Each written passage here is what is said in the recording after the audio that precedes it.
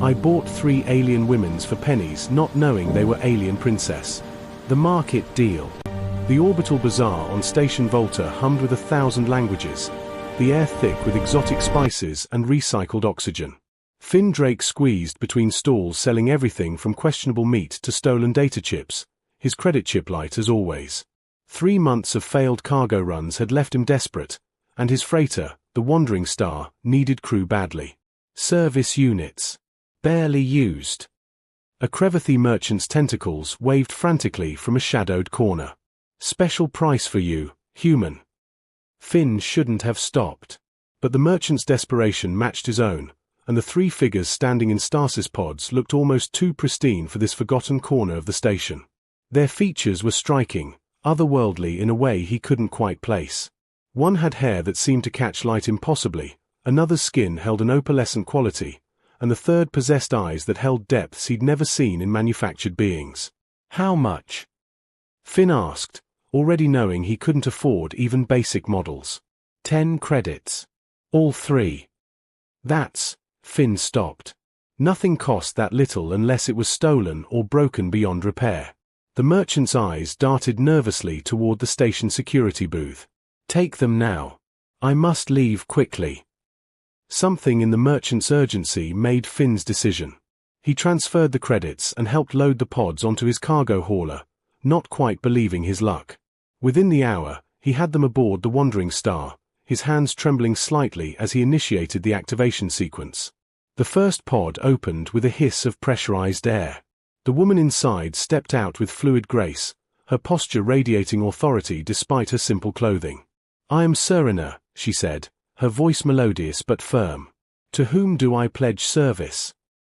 Before Finn could respond, the second pod revealed another woman, gentler in manner. I am Vera, she said softly, her gaze assessing him with unexpected kindness. The third emerged with a curious smile. Nictus, she announced, immediately examining the pod's interior mechanism with interest. Fascinating technology. Finn stared at them, suddenly uncertain. Service units didn't speak with such presence, didn't carry themselves like nobility. Secrets revealed. The first week aboard the Wandering Star unsettled Finn more than he'd expected.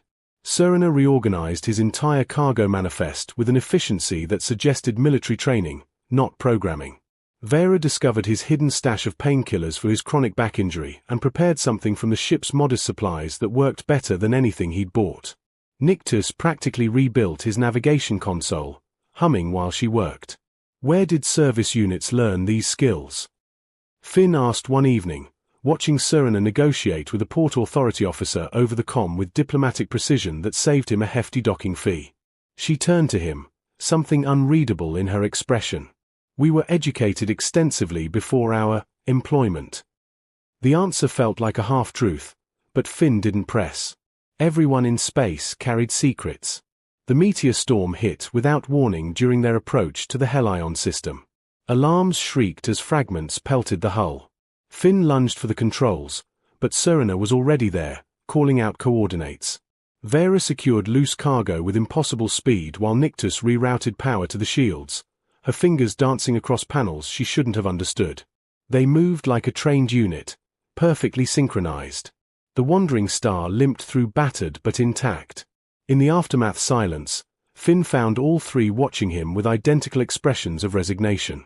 You're not service units, he said quietly. Who are you really? Serena straightened her shoulders. We are the royal daughters of the Sara. Serena of House Kovor, Vera of House Marina, and Nictus of House Talvan. We were sold into hiding by the Sovereign Council after our parents allied against corruption. Princesses. Finn's voice cracked. I bought 3 princesses for 10 credits. Vera stepped forward, her hand almost touching his arm. The merchant was our protector's agent. He saved us from assassination but needed us far from Thesseran space. You were meant to find us, Finn. We sensed it the moment we woke. Sensed what? Nictus smiled, something warm in her eyes. That perhaps being sold wasn't the misfortune we thought. Our people believe in bonds that transcend circumstance, connections between souls regardless of number or origin. Finn's heart hammered. I don't understand. You will, Serena said softly, and something in her gaze made his breath catch. Hearts in motion. The revelation changed everything and nothing. They still worked side by side, but now Finn noticed the lingering glances, the careful distance they maintained that felt more like restraint than propriety. The wandering star felt smaller, the air charged with unspoken possibility. Serena found him on the observation deck during their jump through hyperspace, stars streaking past in ribbons of light. She stood beside him, close enough that he felt her warmth. You navigate by instinct, she observed. Most pilots rely entirely on computers. Learned from my father, Finn said. He said machines fail, but the stars are constant. Wise man. She turned toward him, and he was struck again by her presence, not just beautiful, but commanding in a way that made him want to rise to meet her. You could have sold us back to Thessaran authorities for a fortune. That's not who I am. I know. Her hand brushed his, deliberate this time. That's why this is complicated.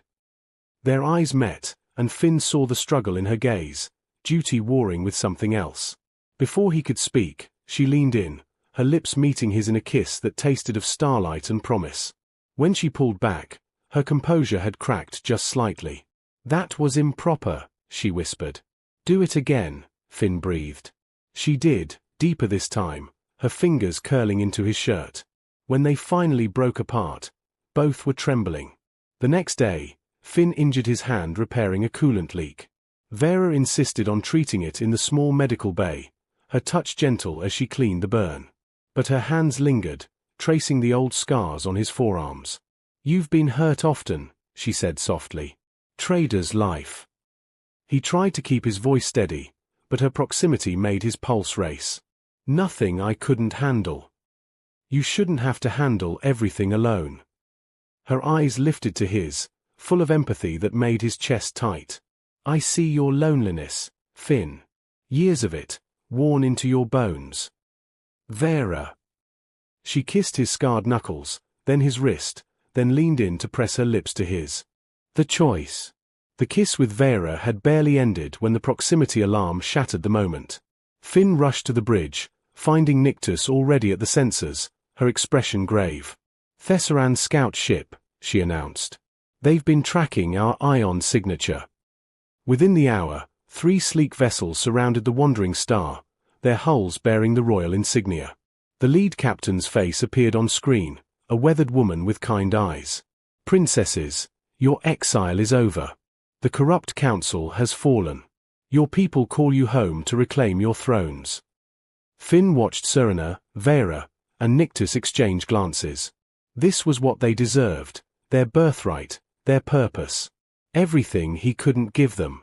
We'll prepare for transfer, Serena said formally, then closed the channel. The next hours passed in painful silence. Finn busied himself with cargo manifests he'd already checked twice, avoiding the common area where he could hear them packing. He was just a trader who'd stumbled into something far beyond his worth. They were princesses. This was always how it would end. Night cycle came. Finn stood in the observation deck, staring at nothing, when Serena's reflection appeared in the glass behind him. You've been avoiding us. Seemed appropriate. You're leaving tomorrow. Is that what you want? Her voice carried an edge he'd never heard.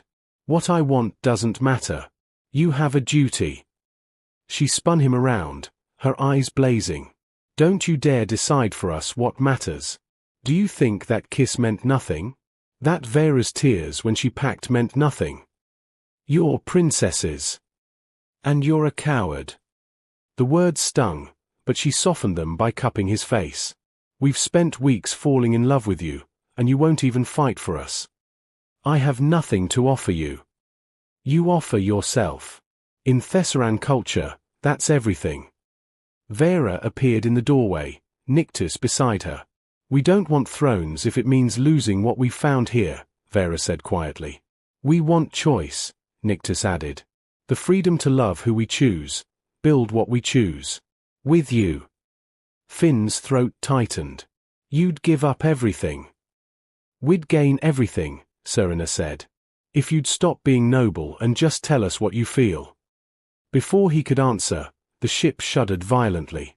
The lights flickered red. Pirates, Nyctus gasped, racing to the console. Gravenet deployed. They must have been shadowing the Thesseran ships.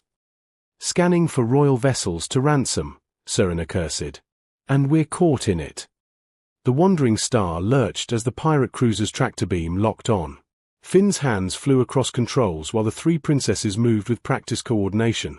Serena calculating attack vectors, Vera rerouting emergency power, Nyctus frantically rewiring the weapon systems he'd thought were beyond repair. I need 3 more minutes on these cannons, Nyctus shouted over the groaning hull. We don't have 3 minutes, Finn replied, seeing the boarding pods launching from the pirate ship. Vera's hands found his shoulders. Then we make them. Together. Something shifted in Finn then, a realization that together meant something different now. Not just crew, but family. He fed every ounce of power into the engines while Serena manually targeted the tractor beam's projection node. Nyctus, now. The rewired cannons fired, not with much power, but enough. The beam flickered, and Finn punched the engines. The wandering star broke free just as Nyctus brought the weapons fully online. One decisive shot disabled the pirate cruiser's propulsion. New beginnings. In the aftermath, floating in the silence between stars, they gathered in the observation deck. The Thesseran scout ships had disabled the pirates and were now waiting for orders. Finn looked at the 3 women who'd transformed his life. I love you. All of you. I don't understand how it works, but I know it's real. Serena smiled, radiant. In Thesseran culture, love isn't limited by number. Hearts recognize their constellation, sometimes 1 star, sometimes many.